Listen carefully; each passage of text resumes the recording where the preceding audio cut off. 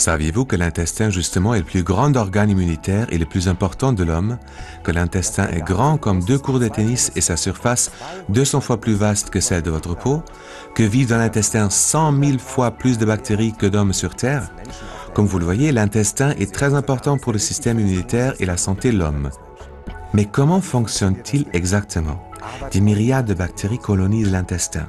Elles se laissent classer en quelques 400 souches différentes.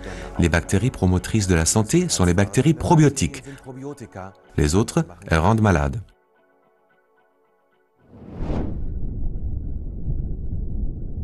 Dans un intestin sain, ces bactéries se trouvent en état d'équilibre naturel. Les bonnes bactéries, les probiotiques, remplissent 2 tâches décisives. D'abord, elles pilotent directement la production de cellules immunitaires dans le corps. À cette fin, elles se fixent contre la paroi intestinale et commencent immédiatement à communiquer avec elle. La paroi intestinale fonctionne comme une petite usine à cellules. Quand les bactéries probiotiques touchent la paroi intestinale, les cellules intestinales commencent à produire les cellules immunitaires, les cellules dites T. Ces cellules immunitaires sont transportées dans tout le corps par le système circulatoire. En particulier, dans les muqueuses du corps, comme les voies respiratoires, elles combattent les infections et inhibent les allergies telles que le rhume des foins ou l'asthme. En plus, les bonnes bactéries, les probiotiques, luttent également contre les bactéries indésirables, celles donc qui rendent malades. Un excédent de mauvaises bactéries peut entraîner des maladies intestinales graves. Le facteur le plus décisif pour la santé consiste donc à assurer cet équilibre naturel et sensible des bactéries intestinales. Dans la vie quotidienne, de plus en plus de gens, cet équilibre délicat est aujourd'hui gravement menacé. Consultons à ce propos un expert, le professeur Robert Clancy, immunologiste australien et spécialiste en probiotiques.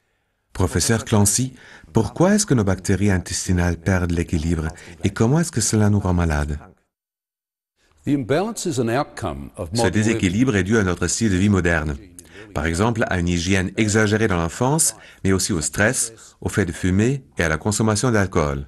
En plus, les antibiotiques et une prédisposition générale aux allergies peuvent renforcer ce déséquilibre. Cela empêche le système immunitaire de se développer correctement, fait qu'il augmente le risque d'infection, en particulier dans la zone des voies respiratoires et l'intestin. Nous contractons alors plus vite des allergies, le rhume des foins ou de l'asthme. Avec des probiotiques, c'est-à-dire de bonnes bactéries, nous pouvons aujourd'hui lutter de façon ciblée contre ce déséquilibre. Les probiotiques conduisent l'intestin à produire des cellules immunitaires. Celles-ci se répartissent dans tout le corps par le circuit sanguin. Elles forment l'orchestre immunologique et protègent l'intestin et les poumons afin qu'ils puissent travailler de façon optimale. Ainsi peuvent être évitées des allergies et des infections graves. Surtout les infections virales jouent dans notre monde moderne un rôle d'une importance insoupçonnée. Elles peuvent provoquer la fatigue chronique et nuire à notre productivité. Les probiotiques nous protègent aussi contre cela. Une flore intestinale équilibrée est donc une condition préalable importante à notre santé, mais qui aujourd'hui fait défaut à beaucoup de gens. Les chiffres suivants le montrent bien. Entre 1911 et 1991, le nombre de personnes souffrant d'allergies s'est trouvé multiplié par 11. Aujourd'hui, rien qu'en Allemagne, un adulte sur 4 ou 5 souffre d'une allergie, soit 20 millions de personnes. Alors, que pouvons-nous faire pour que les bactéries qui nous rendent malades ne prennent pas le dessus dans l'intestin? Comment rétablir et assurer cet équilibre sensible? Les chercheurs ont constaté que les gens pouvaient vivre plus sainement en consommant régulièrement des souches de bactéries probiotiques. La médecine officielle prescrit déjà depuis des décennies des préparations probiotiques à titre préventif ainsi que pour traiter de nombreuses maladies. Si nous voulons soutenir notre santé avec des produits probiotiques, ceux-ci doivent toutefois remplir quelques conditions préalables importantes. Pour influencer positivement la flore intestinale, un produit probiotique doit contenir un nombre suffisant de bactéries. Du point de vue médical, il en faut au moins 1 milliard par application. Le nombre de germes par application n'est toutefois pas le seul critère important. Encore faut-il que ces germes probiotiques parviennent intacts sur leur lieu de destination, l'intestin en l'occurrence. Leur transit par l'estomac est critique. L'acidité gastrique et les sels biliaires constituent un environnement très agressif pour les probiotiques. On peut y remédier en plaçant une enveloppe protectrice autour des bactéries probiotiques. La micro-encapsulation, que certaines entreprises mettent en œuvre sous une forme brevetée, multiplie plusieurs fois le taux de survie des probiotiques. Cela augmente clairement la biodisponibilité des bactéries probiotiques.